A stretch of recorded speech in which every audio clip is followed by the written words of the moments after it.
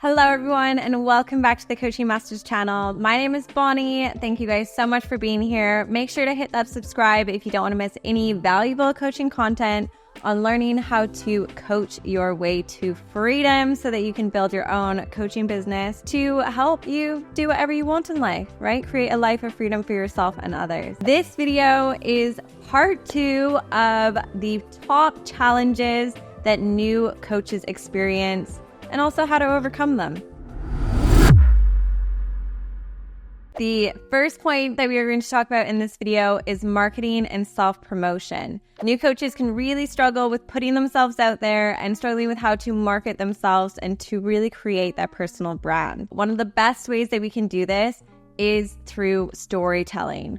Your story is your superpower. So make sure that you are talking about yourself. Make sure that you are putting yourself out there. I know that there's kind of a trend now that's like you don't need to put your face out there, but I always find putting your face out there is going to work better than not putting it out there. People want to know who they're buying from. People want to know you. So the best way to market yourself is by putting yourself out there and just speaking about yourself, your experiences, the things that you've been through. Why are you the expert? Why are you the person that people need to listen to? I know that a lot of people out there may struggle with social media, but this is the best tool, guys. It is free organic marketing. I cannot stress this enough that you need to get on social media because this is where everyone is at. So just get comfortable with speaking to camera, putting posts up, putting pictures up of yourself, and getting your knowledge out there. Because remember, guys, you have chosen to do this. You've chosen this career because you want to help others, and you cannot help others if nobody knows who you are, or if no one knows that you exist and you're not putting yourself out there and you're hiding behind, hiding in your room, not wanting to be seen. So get out there, and what can be really useful is to create like a marketing plan. So what are the videos that you are doing for that month or for that week, even if a month is too intense? But you can see, are there any special occasions going on? Are there any things going on this month that I want to, any special days that are going on this month that would be really useful to integrate into my coaching program, or the things that I'm putting out there? It always helps to do this in advance, and you can create your content in bulk so that it's all ready to go. Or you can have pre-made videos or pictures ready, and then you've got captions written, and then you just need to play like a little matching game when it comes time to post. But this way, you've just got ideas, right? The biggest thing is ideas. So start a note or have in your notepad just content ideas and just start writing them all down so that you have them there ready to go. And then just get out your phone, your pretty little face, and get out there and start speaking to camera, because you do know enough. Okay, you have the knowledge. You know enough. You can put yourself out there to be a coach 100%.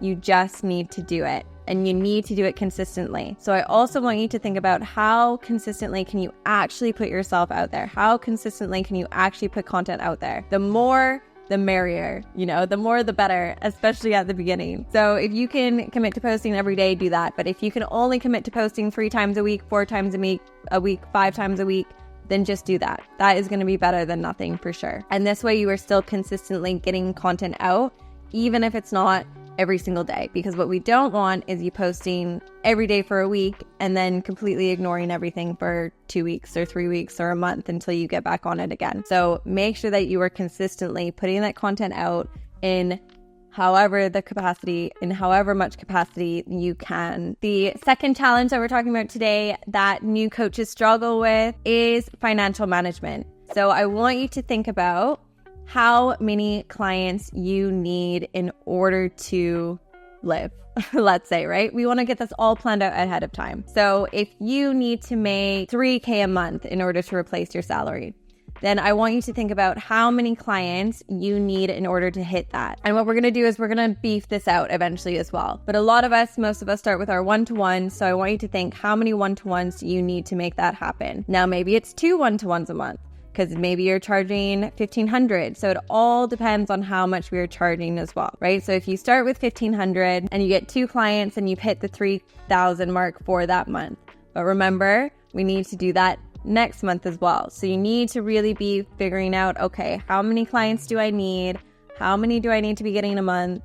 And how long am I going to be working with them for? Because if you are working with them for 3 months, then that will work well if you have 2 clients one month, 2 clients the next month, 2 clients the next month, right? Because then your first set of clients are going to leave and you can bring on more clients. So you are just consistently making that $3,000 a month. Now, if you want more than that, then you need to figure out how many clients you need to get for $5,000 a month. And as you start to grow, you can start to develop different packages. So your one-to-ones will always be your most expensive, but then you can start to develop group programs, and maybe that is a little bit less expensive, so more cost effective for your clients. So maybe you're going to get more people in your group coaching, and then you'll have fewer one-to-ones, but your one-to-ones will be at that higher price point. Okay, so whatever number you want, think about how much you want a month, and then plan out how you are going to make that happen. And you can have smaller offers, you can start running courses.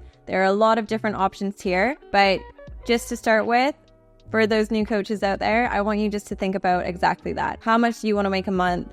How much are you charging per client? How many clients do you then need to make that happen every single month? And does that work for you? Does that work with your schedule? Does that work with your time? Is that making sure that you're not being overloaded with anything? Because we want to make sure that we are creating a sustainable income stream. Sometimes a lot of new coaches are going to be doing launches. We don't want to be launching all of the time because that's just going to be very, very exhausting. So we can have some launches that are going to be like a big boost in income, but then we want to think about how can we make these programs sustainable? How can we make sure that we are going to keep getting money in so that we don't have to do launches all day, every month, because it just gets really exhausting, and our time can be spent in better ways. And it can be really useful even to just write down how much money you're getting in and what are all of your expenses, what's coming in, what's coming out, so that you have a really clear budgeting framework and you know how much money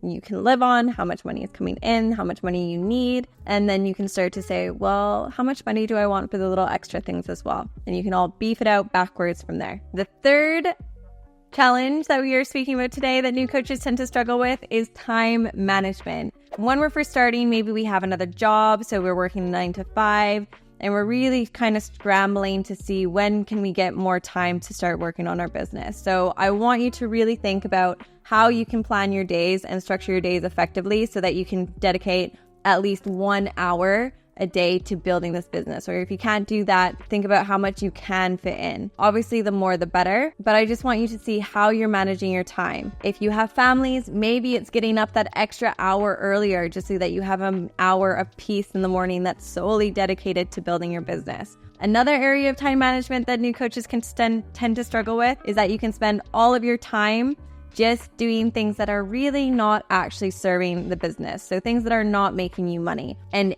in the beginning, we want to make sure that we are doing the things that are going to make us money. So are you reaching out to potential clients, or are you spending all of your time making sure that you have really perfect reels or whatever it is? Obviously, content is important, but we want to make sure that we are still doing the things that are actually going to get us money. And the things that are actually going to get us money are conversations with clients. This is the number one thing. So we want to make sure that we are spending time in ways that are going to be serving the business. So make sure you are reaching out to people every single day, having conversations every single day. That should be one of your non-negotiables when you are starting this. So as long as you talk to 10 new people a day or 50 new people a day or 100 people a day, however much you can manage, as long as you have that set point, then you're going to be managing your time a lot better, because you're not just wasting it just trying to be an influencer or something like that, or wasting your time trying to get the perfect logo, or wasting your time making sure that your website is perfect. These things, although they may look beautiful, if we're not making money, if we're not getting clients from it, then it's not really going to matter. So think about, how am I spending my time and how can I make sure that I'm making the most out of my time and doing the activities that are actually going to make me money. The fourth challenge that we were talking about in this video that new coaches tend to struggle with is client retention. We want to make sure that we are retaining our clients, right? The easiest client is a client that we already have. They already know us, they already like us, they already enjoy working with us. So how can we retain those clients instead of going out and getting a new client every single time? Do we have different services that we can offer? So maybe we have someone that's done our one-to-ones and they want to do a group program instead, or maybe we can get them into courses in some of our courses, and maybe we have different courses, so we can be like a funnel of like, you start with this course to this course to this course to this course, whatever it is, right? How can we retain those clients to offer them more services? And the best way to retain a client is by making sure that you are being a great coach. If you are a good coach, then people are going to want to stay and work with you. They're going to want to find other ways to work with you. But make sure you offer it as well. Sometimes I think when we're first starting,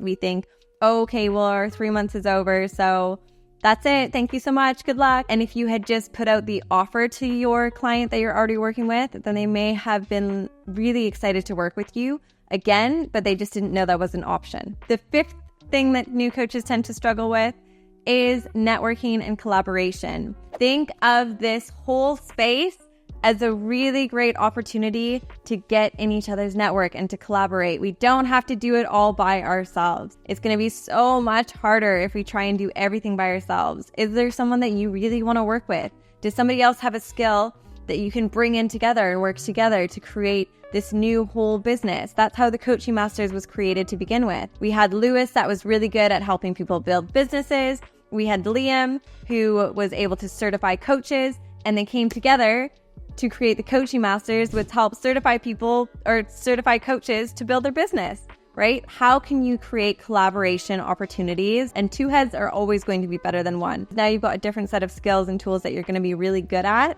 working together with, and you don't have all of the work that you need to now do yourself. You can also go into each other's communities and do lives and podcasts and all of these things because you already have these networks created. And if you are just starting, then think about how you can start building this network or how you can start building these relationships with people so that you can still grow and expand. Or just think about how you can start building these relationships with people to get inside their networks once you have a little bit of a build-up. But do not look at other coaches as the enemy, okay? Look at them that we can all help each other out. The new way forward is all about collaboration. It is not a world that is based on lack and jealousy of, I don't want to bring you in because you're going to steal my client. There are enough clients for us all to go around. So definitely be open to working with others and just seeing how you guys can really help each other out. And the last obstacle that new coaches tend to struggle with is technology. So guys, get comfortable with technology. Speak to the camera, learn how to speak to the camera, learn where to look at on your phone, learn how Zoom works or whatever kind of video conferencing one that you want to use, learn how to do a live, learn how to create posts and reels, learn technology. And the only way to do that is to get yourself in there. So if you are afraid of technology, if you are afraid of social media, the sooner the better. Just get yourself on there and have a little play around. I want you to look back at someone that you idolize, okay? Someone that you really like on YouTube or Instagram or, TikTok or whatever. And I want you to scroll back and look back at their very first video. I guarantee you it is nowhere near as good as it is when they've got 1 million subscribers, okay? Because they've built that up. They've learned what works. They've learned what doesn't work. They've mastered their niche. They've crafted it in a way that is really, really good. They probably started out maybe in this one room where you've got like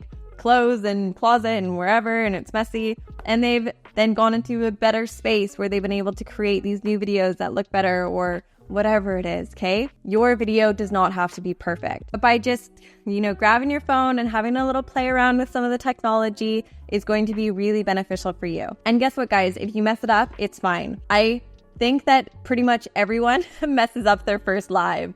It seems to be a theme. So if you do a live and you mess it up, it's absolutely fine. It's not the end of the world. You just do it again and you do it better the second time and you just think, what can I learn from this experience? How can I make this better so that, I don't have to go through this again. So I don't have to go through the stress of this again. How can I improve this experience? And that's just going to be practice, practice, practice, guys. So make sure you are keeping up with the practice and continuously just evolving with the technology that comes. Make sure that you are using good lighting and sound, and do not be afraid of it, okay? Embrace it. Technology can be whatever we want it to be. It can be a tool that is really, really useful for us, or it can be the enemy. And in this business, we want it to be a tool that's really, really helpful for us. And look at now, we've got things like ChatGPT and all of these other things that actually just make our lives a whole lot easier. So let's embrace it. Let's work with it. and let's just start practicing to get comfortable with technology to see how we can use it to our advantage. Thank you guys so much for coming to watch this video with me today. I hope that you've been able to see how you can overcome these common challenges that are faced by new time coaches. Do not be one of them. You can start way ahead of the curve just by listening to some of these tips and guidance, and so that you don't fall into the same trap that many coaches, like myself, even in fact, have fallen into. Anyway, guys, thank you so much. Make sure to leave a comment and let me know which one you are ready to overcome. And I cannot wait to see you guys in another video very soon.